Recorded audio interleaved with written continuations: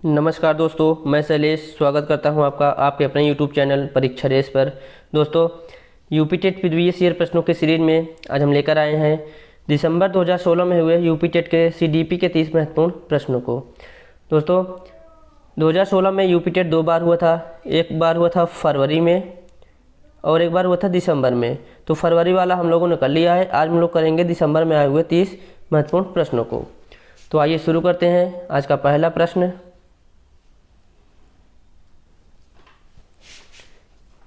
पियाजे मुख्य रूप से किसके अध्ययन के लिए जाने जाते हैं? तो जीन पियाजे मुख्य रूप से संज्ञानात्मक विकास के लिए जाने जाते हैं। जीन पियाजे ने संज्ञानात्मक विकास की 4 अवस्थाओं का विवरण दिया था। उसमें से पहली अवस्था थी संवेदीगामक अवस्था, दूसरी थी पूर्व संक्रियात्मक अवस्था, तीसरी थी मूर्त संक्रियात्मक अवस्था और चौथी थी औपचारिक संक्रियात्मक अवस्था। तो पियाजे जाने जाते हैं संज्ञानात्मक विकास के लिए। अगला प्रश्न, जब मानव शरीर के एक भाग को दिए गए प्रशिक्षण का अंतरण दूसरे भाग में हो जाता है तो इसे कहते हैं। यानी एक भाग के प्रशिक्षण का अंतरण दूसरे भाग में हो जाता है तो इसे कहते हैं।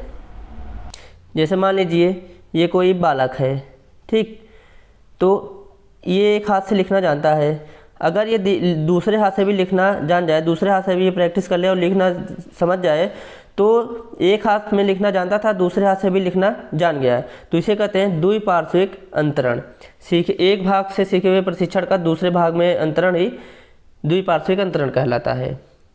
अगला प्रश्न, दिए हुए प्राप्तांकों के समूह में जो प्राप्तांक बहुधा सबसे अधिक बार आता है उसे क्या कहते हैं? जो प्राप्तांक सबसे अधिक बार आता है, ठीक, जैसे मान लीजिए कई संख्या दी हुई हैं, उसमें से जो संख्या सबसे अधिक बार आई रहे उसे क्या कहते हैं? तो उसे कहते हैं बहुलक।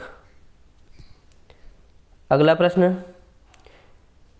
क्रिया प्रसूत अनुकूलन सिद्धांत का प्रतिपादन किसने किया था? तो क्रिया प्रसूत अनुकूलन का सिद्धांत, जिसे कहते हैं नैमित्तिक अनुबंधन का सिद्धांत, तो इस सिद्धांत को दिया था स्किनर ने। क्रिया प्रसूत अनुकूलन के सिद्धांत में स्किनर ने अपना प्रयोग जो किया था वो एक चूहे पर किया था। इस सिद्धांत में स्किनर बताते हैं कि सीखने के लिए प्राणी को वातावरण के प्रति क्रियाशील होना पड़ता है। यदि प्राणी को कुछ सीखना है तो वह अपने वातावरण से क्रियाशीलता करेगा, तभी वह कुछ सीख सकता है। अगला प्रश्न, अल्बर्ट बंडूरा निम्न में से किस सिद्धांत से संबंधित हैं? अल्बर्ट बंडूरा, तो अल्बर्ट बंडूरा का संबंध है सामाजिक अधिगम के सिद्धांत से। सामाजिक अधिगम सिद्धांत अल्बर्ट बंडूरा ने 2 प्रयोग करके बताए थे। एक था बेबी डॉल का और दूसरा था जोकर का। बेबी डॉल में बंडूरा क्या किए थे कि एक गुड़िया लेकर एक पार्क में रख दिए थे और अपने साथ कई बच्चों को लेकर गए थे।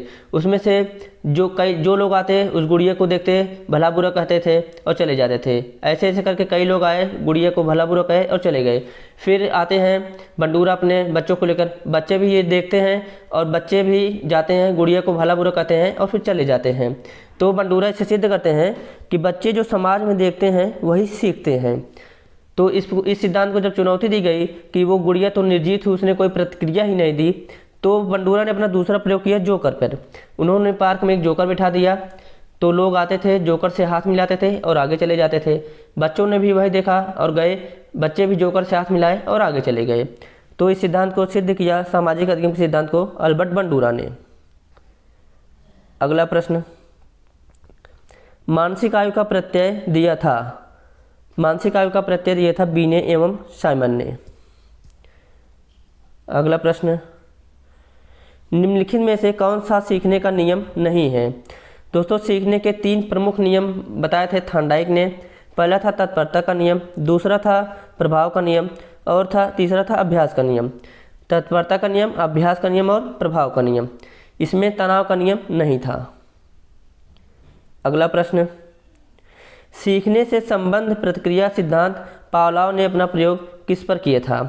संबंध प्रतिक्रिया का सिद्धांत या फिर क्लासिकल कंडीशनिंग का सिद्धांत या फिर शास्त्रीय अनुबंधन का सिद्धांत पावलोव ने किया था कुत्ते पर। इन्होंने 1904 में अपना प्रयोग किया था, ठीक। इसमें कुत्ते को भोजन देखकर जो लार आती है उस पर अपना प्रशिक्षण किया था। 1905 में इन्हें इसके लिए नोबेल पुरस्कार भी दिया गया था। बिल्ली पर प्रयोग किया था थॉर्नडाइक ने, चूहे पर किया था स्किनर ने, बंदर नहीं चिंपैंजी पर किए थे कोहलर ने। अगला प्रश्न, सूझ द्वारा सीखने के सिद्धांत का प्रतिपादन किया था। सूझ द्वारा सीखने का सिद्धांत या इसका प्रतिपादन किया था कोहलर ने। सूझ द्वारा सीखना या फिर अंतर्दृष्टि का सिद्धांत या फिर गेस्टाल्टवाद का सिद्धांत। कोहलर ने सिद्धांत को जो प्रशिक्षण अपने किया था वो सुल्तान नामक चिंपैंजी पर किया था। 6 चिंपैंजी थे, उसमें से प्रमुख था सुल्तान। इसमें सिद्धांत में कोहलर ने बताया था कि जब भी किसी के समक्ष कोई समस्या संपूर्ण रूप से प्रस्तुत की जाती है तो उस समस्या का निदान उसके मस्तिष्क में अचानक से आता है, यानी उसके मन में जो सूझ आता है वो अचानक से आता है।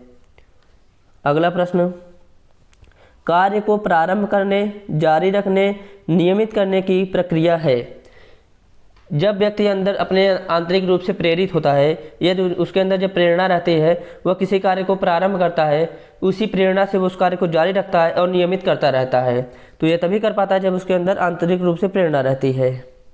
तो इसका उत्तर होगा प्रेरणा। अगला प्रश्न, विस्मृति कम करने का उपाय है। विस्मृति कम करना अर्थात जो भूलने की आदत जो होती है, भूलना, विस्मृति का अर्थ होता है भूलना। भूलने की आदत कम करने का उपाय होता है अधिक से अधिक अभ्यास। जिस चीज़ का आप अधिक से अधिक अभ्यास कर लेते हैं वो आपके हैबिट में बन जाता है, तो उससे जो है भूलना नहीं हो पाता है। मतलब कि आप वो प्रैक्टिस में बना रहता है तो उसका जल्दी से विस्मृति नहीं हो पाती है। तो इसे इसका उत्तर होगा पाठ की पुनरावृत्ति। अगला प्रश्न, क्रोध व भय प्रकार हैं। तो क्रोध, भय, प्रेम, घृणा, ईर्ष्या, ये सब जो है संवेग के प्रकार होते हैं।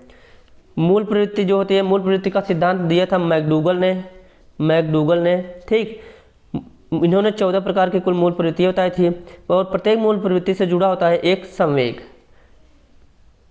अगला प्रश्न, दूसरे व्यक्ति के बाह्य व्यवहार की नकल है। किसी दूसरे व्यक्ति को देखकर उसके व्यवहार का नकल करना अनुकरण कहलाता है। बच्चे जो बड़े लोग करते रहते हैं उसको देखते हैं और उन्हीं का नकल करते हैं, उन्हीं का अनुकरण करते हैं। अगला प्रश्न, यदि पूर्व ज्ञान व अनुभव नए प्रकार के सीखने में सहायता करते हैं तो उसे कहते हैं। यदि जो पहले से सीखा हुआ ज्ञान है, नया जो सीखा जा रहा ज्ञान हो, उसमें अगर सहायता करता है तो उसे कहते हैं सकारात्मक अनुभव, सकारात्मक प्रशिक्षण, स्थानांतरण। अगर वही पुराना ज्ञान नए सीखते हुए ज्ञान में अगर नकारात्मक प्रभाव डालता है या बाधा उत्पन्न करता है तो उसे कहते हैं नकारात्मक प्रशिक्षण, स्थानांतरण। अगर वही पुराना सीखा हुआ ज्ञान नए सीखे जा रहे ज्ञान पर कोई प्रभाव न डाले तो उसे कहते हैं शून्य अधिगम स्थानांतरण या फिर शून्य प्रशिक्षण स्थानांतरण। तो इसका उत्तर होगा पूर्व ज्ञान अनुभव प्रकार मतलब कि सीखने में अगर उसे सहायता करा तो उसका उत्तर होगा सकारात्मक प्रशिक्षण स्थानांतरण। अगला प्रश्न, सीखी हुई बात को स्मरण रखने, पुनः स्मरण करने की असफलता को कहते हैं। यदि आपने पहले से कोई चीज़ सीख रखी है, ठीक, अगर आप उसको पुनः स्मरण नहीं कर पा रहे हैं, पुनः याद नहीं कर पा रहे हैं, यानी कि वो आपके मस्तिष्क से विस्मृति हो गई है, आपके मस्तिष्क से वो डिलीट हो गई है। अगला प्रश्न, टर्मन के अनुसार 90 से 100 बुद्धिलब्धि का बालक माना जाता है। टर्मन ने बताया था कि 90 से 110 बुद्धिलब्धि वाले जो बालक होते हैं वो सामान्य बुद्धिलब्धि के होते हैं। अगला प्रश्न, हॉल का सिद्धांत निम्न में से किसकी व्याख्या करता है। हॉल, इनका पूरा नाम है स्टैनली हॉल। स्टैनली हॉल का सिद्धांत किशोरों का मनोविज्ञान से संबंधित है। स्टैनली हॉल को किशोरावस्था का जनक या फिर किशोरावस्था के अध्ययन का जनक कहा जाता है। अगला प्रश्न, मानव व्यक्तित्व के मनोलैंगिक विकास को निम्न में से किसने महत्व दिया था। तो मनोलैंगिक विकास का सिद्धांत दिया था सिगमंड फ्रायड ने। सिगमंड फ्रायड ने मनोलैंगिक विकास की 5 अवस्थाएं बताई थी। ठीक, पहला था मुखावस्था, दूसरा गुदावस्था, तीसरा शैशवावस्था, चौथा सुषुप्तावस्था और 5वां था जरनांगी अवस्था। फ्रायड ने इन अवस्थाओं का जो वर्गीकरण है वो बालक के अंदर जो ऊर्जा होती है उसके आधार पर किया था। इस जो बालक के अंदर छिपी हुई ऊर्जा होती है उसको नाम दिया था लिबिडो। तो लिबिडो के आधार पर इन्होंने 5 अवस्थाएं बताई थी। अगला प्रश्न, मनोविज्ञान की प्रथम प्रयोगशाला किसने स्थापित की थी। तो मनोविज्ञान की प्रथम प्रयोगशाला जर्मनी के लीजपिंग शहर में विलियम वुंट ने स्थापित की थी। इसकी स्थापना इन्होंने 1879 में की थी, 1879 में। अगला प्रश्न, गेस्टाल्ट मनोविज्ञान की आधारशिला किसने रखी थी? गेस्टाल्ट मनोविज्ञान की आधारशिला मैक्स वर्दीमन ने 1912 में रखी थी, ठीक, जर्मनी शहर में। अगला प्रश्न, संघनन सिद्धांत निम्न में से किससे संबंधित है? संघनन सिद्धांत का संबंध किससे संबंधित है? तो संघनन का सिद्धांत का संबंध है स्मृति से। जैसे वाष्पोत्सर्जन के पश्चात जो है वर्षा की बूंदें जाकर बादल का रूप ले लेती हैं, ठीक उसी प्रकार थोड़ा थोड़ा ज्ञान जो है वो जाकर स्थायी जो है एक स्थायी होकर संघनित हो जाता है, ठीक। जैसे बादल जो है वर्षा करते हैं, ठीक उसी प्रकार जब बालक को ज्ञान की आवश्यकता पड़ती है, अपनी ज़रूरत पड़ने पर जो उसके मस्तिष्क में जो ज्ञान स्थायी रहता है उसका वो उपयोग कर लेता है। तो संघनन सिद्धांत का संबंध है स्मृति से। अगला प्रश्न, क्षेत्र सिद्धांत निम्न में से किस वर्ग का योगदान है?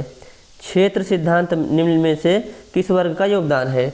तो क्षेत्र सिद्धांत दिया था, जिसे कहते हैं फील्ड थियरी, इस सिद्धांत को दिया था कुर्ट लेविन ने, ठीक।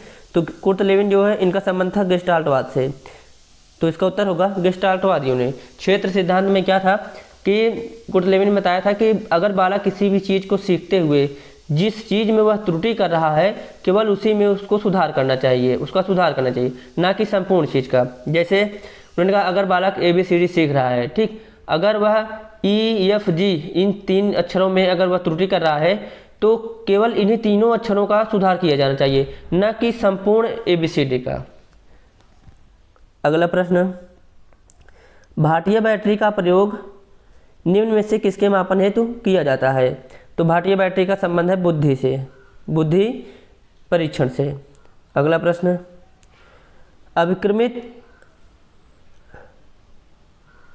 प्रश्न, अभिक्रमायोजित अधिगम का प्रत्यय किसने दिया?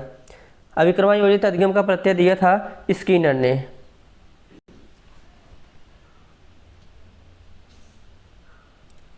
अगला प्रश्न, अभिक्रमायोजित अधिगम का प्रत्यय किसने दिया था? अभिक्रमायोजित प्रत्यय इसको कहते हैं प्रोग्राम्ड इंस्ट्रक्शन। इसमें क्या होता है कि जो ज्ञान होता है उसे थोड़े थोड़े भागों में बांट कर दिया जाता है और इसमें शिक्षा केवल सुविधा प्रदाता का कार्य करता है, तो इसे दिया था स्किनर ने। अगला प्रश्न, व्यवहारिक क्षमताओं में वह सापेक्ष स्थायी परिवर्तन जो कि प्रबलित अभ्यास का परिणाम होता है उसे क्या कहते हैं? तो व्यवहारिक क्षमताओं में जो सापेक्ष स्थायी परिवर्तन होता है उसे कहते हैं अधिगम। व्यवहार में आया स्थायी परिवर्तन को अधिगम कहते हैं। अगला प्रश्न, संज्ञान किस बुद्धि के सिद्धांत का हिस्सा है? संज्ञान किस बुद्धि के सिद्धांत का हिस्सा है? तो फ्लूइड तथा क्रिस्टलाइज सिद्धांत संज्ञान से संबंधित है। अगला प्रश्न, 8 वर्ष के सुधीर की मानसिक आयु 10 वर्ष है, उसकी बुद्धि लब्धि कितनी है? 8 वर्ष का सुधीर है, उसकी मानसिक आयु है 10 वर्ष, उसकी बुद्धि लब्धि कितनी है? तो इसका सूत्र है मानसिक आयु बटे वास्तविक आयु गुणे 100। मानसिक आयु बटे वास्तविक आयु 8 है तो गुणे 100 अगर करेंगे तो इसका उत्तर आएगा 125। तो मानसिक आयु बटे वास्तविक आयु गुणे 100 होता है बुद्धि लब्धि का सूत्र, ठीक। मानसिक आयु है 10 वर्ष, वास्तविक आयु है 8 वर्ष, तो 10 बटे 8 गुणे 100 आप करेंगे तो इसका उत्तर आएगा 125। अगला प्रश्न, संवेग का कौन सा सिद्धांत इस विचार को मानता है कि संवेगात्मक अनुभव संवेगात्मक व्यवहार पर आधारित है? यह है जेम्स लैंग का सिद्धांत। जेम्स लैंग का सिद्धांत यह मानता है कि संवेगात्मक जो अनुभव होता है वो संवेगात्मक व्यवहार पर आधारित होता है, जैसा व्यवहार होगा वैसा ही अनुभव होता है। अगला प्रश्न, किसी इच्छा या आवश्यकता में रुकावट पड़ने पर उससे उत्पन्न होने वाला सांवेगिक तनाव क्या कहलाता है? किसी इच्छा या फिर आवश्यकता में रुकावट पड़ने पर जो तनाव होता है उसे क्या कहते हैं? तो चिंता एक संवेग है जिससे किसी इच्छा या आवश्यकता की रुकावट पड़ने पर उसमें उत्पन्न तनाव सांवेगिक तनाव होता है। जैसे व्यक्ति कोई चीज़ सीख रहा है, व्यक्ति कोई चीज़ सीख रहा है या फिर किसी परीक्षा की तैयारी कर रहा है, तो उस परीक्षा की तैयारी के दौरान उसके अंदर जो चिंता होती है उससे तनाव उत्पन्न होता है। तो इसका उत्तर होगा चिंता। अगला प्रश्न, कोहलबर्ग का सिद्धांत निम्न में से किस विकास से संबंधित है? तो कोहलबर्ग ने जो है जीन पियाजे के नैतिक विकास के सिद्धांत का जो है और विश्लेषण किया था। इन्होंने उस सिद्धांत पे और अपना जोड़ते हुए अपना नैतिक विकास का सिद्धांत दिया था। तो कोहलबर्ग का संबंध है नैतिक विकास के सिद्धांत से, जिसमें इन्होंने 3 अवस्थाएं और उसके 6 चरण बताए थे। तो इसी के साथ आज का 30 प्रश्न का यह CDP का सेशन समाप्त होता है। तो दोस्तों सेशन कैसा लगा आप लोग ज़रूर बताइएगा। अगर वीडियो अच्छा लगा तो वीडियो को लाइक करें, चैनल को सब्सक्राइब करें। मिलते हैं अगले वीडियो में, तब तक के लिए नमस्कार, धन्यवाद।